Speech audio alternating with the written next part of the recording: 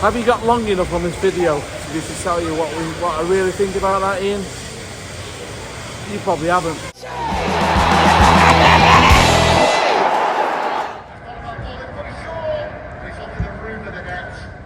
Well, just before I meet some of the people who are here at the game today against Brighton Hove Albion on a crisp day, there are little bits of blue sky up there as well. As usual, I just want to thank Timson and RRG Group and M&M Artwork Mirrors and AMAR Development, all the people who support the work that I do. Really appreciate it. But before I find out who's here today, who's worthy of speaking to me, and I treat it as an honour for me to meet some of these people who come down to the games. It's always about match-going fans, my vlog.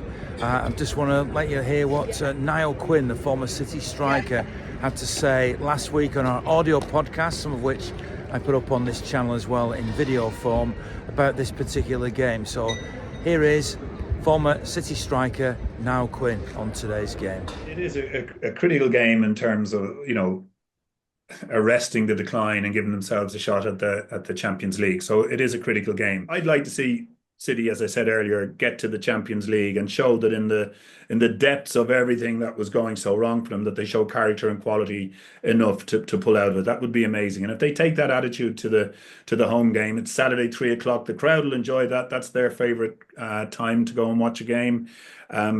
It's funny when you looked at the amount of fixtures that could have been taking place. Let's say in October when things were going really well, you wouldn't have looked at this as a critical game for the club, And yet here we are. So I hope it goes really well. I always feel a bit dumb when I was forced to make a call and got it wrong. So I don't really want to do that. But I do know the value of a victory to Man City, and I'll be hoping that they get that. I think it'll be difficult. I'm fascinated to see what sort of team Pep puts out today with all the various injuries and issues we've had with results in the last few games. So that fascinates me. But Brighton are just behind us. I think if they beat us today, they go above us, if I'm not mistaken. So a bit concerned, but you've got to be confident that we're at home and we've got a good crowd here. So we've got to look for a positive result. Perfect playing conditions. You'd have loved to play today, wouldn't you? No, just looking, no wind, nice and fresh. It would be just ideal conditions without question. Two of your former clubs, Brian, what does this mean to you? It means an awful lot. I mean, I had 5 years at Brighton as a player and captained them from the third division to the top division for the first time in their history. Then I went back to manage them when they were playing at Gillingham, which was an absolute nightmare.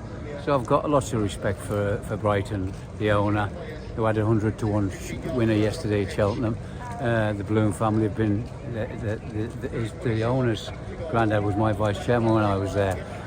Magic times, but obviously Man City means such a lot because it was the pinnacle of my managerial career. To manage and be associated with a club like this is absolutely fantastic. So you're torn today? Pardon? You're torn? I'm torn. All I want is a good game of football. That's all I can say, Cheesy, and may the best side win.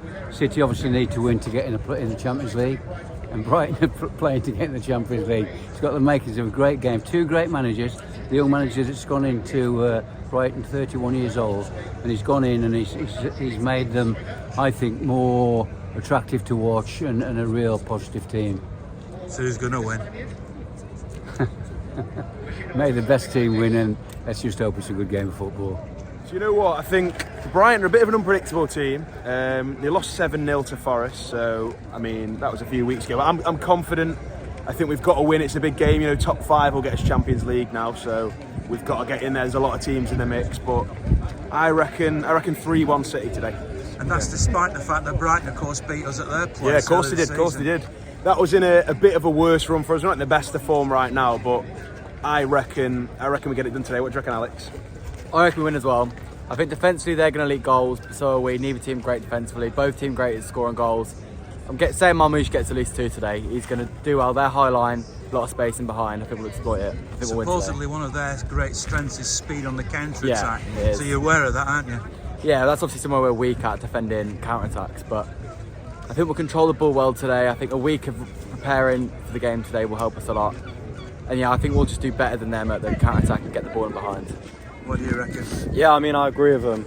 Similar game like Newcastle, we were all nervous for it, but I mean, Marmoush, you know, he enjoyed that game. I'll go 4-1. I don't think we'll quite keep the clean sheet, but I'm confident in Marmoush there. I know you're all confident, but this is Brighton, a team that beat City early in the season. I know, I mean, we're all optimistic lads here, so I mean, we try to look at the positives. I mean, if we lose, then I won't be surprised, but like Alex said, a whole week of preparation, you know, you'd hope that the boys would be ready, so go 4-1 City. Pep actually said in the press conference that they'd had the week ahead of Forest and it yeah, didn't pay off, I know. Well, I mean, funny enough, we were saying this against Forest as well, so maybe we haven't learned from our lesson, but we'll see. Cheesy, I've got a question for you actually. So I've got one for you on your own video. We've got that big stand over there, the big hotel. What do you think about the fact there's no more season tickets available to fans? Well, it's something we've talked about on the podcast and boring, on the vlog, and I don't agree with it. But there we'll you see go. where that You goes. obviously don't, do you? Poor form, yeah, it's poor form, but yeah, you can see my views online if you want to look. I won't bore you on Cheesy's video, but anyway, up the Blues, let's go. Well, for me, football's more than the game. It's about family. So recently we lost a good friend of ours, Colin Lynch, who very sadly died at 57, and the impact that's had on all of us, his family, friends, and particularly his football family. Colin loved football, but more than that, he loved going to away games, he loved the people, he loved sitting on the back row of the bus. You could see him with an arm round the youngsters, giving them sort of kind of fatherly advice. And when Colin sadly died, the way that's impacted on us as a I guess a group of friends has really put into perspective that the value of this football community, the way people have come together. It's been tremendous, and you know, we'll remember him. Think about him a lot. Well, I thought he was a fantastic man.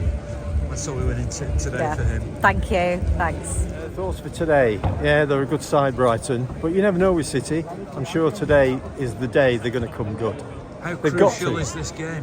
This is absolutely crucial for City. People said that We've got to keep game, into that top 4 or 5, absolutely. So hopefully, I mean, I live in Nottingham, and that was a bit of a disaster last week. But there we go. Always City. Been City since 1950, 1962. Not that old. So you were at the Nottingham Forest game? No, but I was going into work on Monday getting a lot of stick. So that was worse, even worse. What's it been like then, the ride for you? You know, from you must have seen the bad times as well. It doesn't worry me. It doesn't worry me because we have had bad times and we've gone through it. I feel for some of the younger supporters; they must wonder what the hell's going on. But for me, no, it can't last, can it? I mean, and you can't take away the last 10, 12 years, which have been absolutely unbelievable. I think it's crucial today. I think it'll be a narrow win and we'll build towards the end of the season. My problem is what comes next season after the World Club Championship. I think we'll be, unless we get a lot of recruits in, we'll be even more knackered next year than we have been this season. It's just unfortunate. 4 years of absolute magic, well, 8 years, 10 years, whatever you want to say. But I'm optimistic, always am. Come on, you Blues. So this tournament in the summer, you think are City going to take it dead seriously? The players going to be worn out? Because I get the feeling that there might be an element of thinking of it as a pre-season tournament. Yes, I agree with you, and hopefully it'll be bedding in for a lot of players who haven't this season. Like the wingers, Doku and Savino, they haven't had the chance to bed in. They haven't had a chance to get used to the City way of playing. And obviously Marmoush and Gonzalez and all that, they get a chance to bed in, don't they? Yeah, exactly. And Rodri will be back. Hopefully he'll be back to his former self. So, City fan, 60 years nearly. What can be better? A blip. Well, I've come all the way from Brisbane for this, so I think the players have been playing as if they're jet lagged for quite a while, and they seem to be a bit slower in the legs than they used to be. So I'm just hoping that they have the Newcastle spirit in this game, because they were really good, Ian, weren't they, against Newcastle back then? So I think that I think Ederson has been dropped. I don't think he's in the squad at all today, so I think he's been dropped, and I think that's Pep trying to get his team kicked up the backside like they probably should be again, get that hunger back. So you're optimistic today? I'm a City fan. I've been a City fan since the 80s, so I've still got that thing on my lips, typical City. Despite what's happened for the last decade, I'm still worried that City are going to let us down all the time. I'm still jaundiced by that period. So you'll watch this biting your nails? Something like that. Something like that. But also, I'm a bit different from other people. I'm looking forward to what Pep can do in the next few years. I'm excited by Mamouche and the new signings, but Mamouche in particular. And I think they need to bring some more hunger into that side. I think some of the players, I think Grealish personifies this a little bit. I think after the treble season, he just lost his edge. He wasn't as hungry anymore, and I think there's a few of them have just run out of gas. I think Pep needs to freshen up the team, just like Ferguson did all those years ago. And then we'll be talking about another great City team in a few years.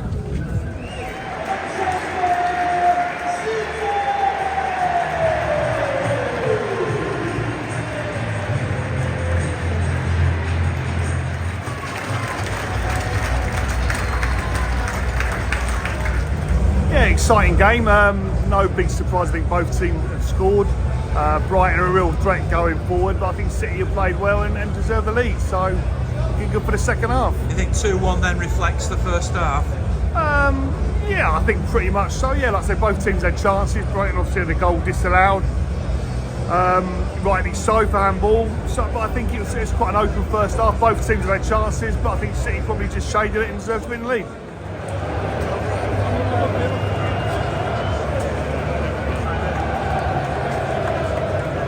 And I took a point at 2-2 because we're just not City anymore, are we? I don't know what's going on. It is what it is. If we get fifth, God, yeah, I'm not sure we will do, you know what I mean? We're just not there. Pep's he's not got his eyes on the ball. I don't know what it is, but we'll come back, up the Blues. I actually thought Brighton played very well, didn't Brilliant, they're a great team. Bournemouth, your Brightons and all that, but we should be beating them, especially at home. All the signs are there, what they're going to do. They keep conceding to the same ball over the right back. But, up the Blues, come on. I'm a bit disappointed, but we're still there, aren't we? Rebuild for next season. We need Pep to sign for 5 more years if he's going to spend the money. Thank you. I'm not as upset as on Derby Day. They're a very good team. They're an upwardly mobile team. We're a downwardly mobile team currently. I'm just glad we didn't lose. It would have been very damaging. We all thought Welbeck could get the winner, I think. Who do you think was the better team today then, in all honesty? I thought they were. They looked more dangerous every time they came forward. Yeah. What about you? I did as well. Yeah. So, and they've won the last 5, and we've lost 3 of our last 5. So, yeah, I think they're a very good team. We've got a lot of cup finals between now and the end of the season against the upwardly mobile teams. All about the FA Cup, innit? That's it. That's all we're concerned about. We want Europe. We want a few Azerbaijan away days, don't we? For me to think at the moment, I actually just got in at midday today, Cheesy, so it was hard to make do with that game, let alone just look at my hand when it was in front of my face. But it's always disappointing to lose 2 leads when you're at home. But you know, I give credit to Brighton. I think Brighton is the sort of team that will make better teams their day tough if they know they're not quite on it, and they proved that today. Just too many mistakes. Man of the match for me with Jeremy Doku. You know, I think it's disappointing that we seem to be dropping further and further away from the top 4. I hope that playing every 7 days isn't affecting the players as much as it, you know, as we used to think playing every 3 days was a bit of a problem. You know, because we're in uncharted waters as to what we were this time the last 4 seasons, basically. So it's weird for me to take. It's weird for me to understand. As I said, we're in uncharted waters. You know, we're dealing with things right now that we haven't seen for 4 or 5 years, basically. So I'd like to think that we can certainly improve for the end of the season. I know we've got a much favourable end of the season compared to everybody else, but let's just see what goes. And yeah, just hope for the best. And certainly don't want to plan for the worst. But you know, we're City. We always come back, and you know what? I'm not really too concerned if we end up in Europa League spot. You know why? Because if we make the final, we're back in Istanbul, and you know what that means? Another time, it's another Nevzade Street episode. So big up to everybody. I hope you're all doing well, and I'll see you on the flip side. Ciao. Have you got long enough on this video to just tell you what I really think about that, Ian? You probably haven't, but I'll put it into a very short statement. What is Pep doing? Why does he persist in playing Gundogan, the oldest man we've got in the squad, for 90 minutes? He leaves Kevin De Bruyne on the bench for 85 minutes. We're screaming out for someone, put the ball in the box, a slide rule pass, and he leaves him on the bench. Why? I don't get it. And you've got young players who can play with pace and heart in midfield, and he still leaves Gundogan on the pitch. Where's McAtee? Where's O'Reilly? Where's the people with bite in midfield? Foden, leaves Foden on the bench for 75 minutes. I don't understand it. I really don't. I don't know what's going through Pep's mind. Has he written the season off? Is he giving up? Is he giving up on the Champions League for next year? I don't know. But it's driving us all mad. You know, Brighton, they're not a bad side. They've took 4 points off us this season.